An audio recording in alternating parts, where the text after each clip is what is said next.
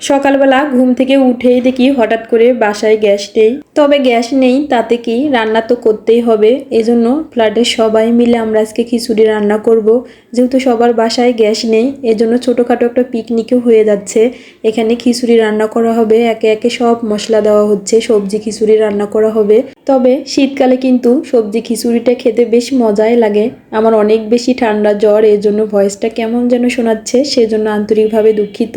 এখন সবাই মিলে আমরা ছাদে চলে আসলাম। ছাদে এসে খিচুড়িটা রান্না করে নেব।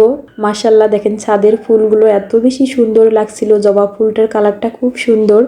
আমাদের খিচুড়ি রান্না প্রায় কমপ্লিট। তবে সবাই মিলে কাজ করতে কিন্তু অনেক বেশি ভালো লাগে। এই তো এখন লাস্ট পর্যায়ে এখন একটু ভাজা জিরার গুঁড়ো দিয়ে দিচ্ছি। খিচুড়িটা খেতে অনেক বেশি মজা হয়েছিল।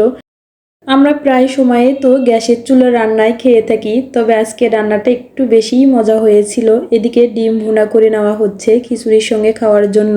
পাতিলটা যেহেতু অনেক বড়, এজন্য পূজা আপু আর আমি দুইজন মিলে পাতিলটা ধরে পূজা আপুদের বাসায় নিয়ে যাচ্ছি। সবাইকে এখন খেতে দিব। এখানে খিচুড়ি ছিল, বেগুন ভাজা, তারপর ডিম ভুনা, মাছ ভাজা, সালাদ, আচার, সবকিছু মিলে আজকের ভিডিওটা আপনাদের কাছে কেমন লেগেছে অবশ্যই একটা কমেন্ট করে জানাতে ভুলবেন না।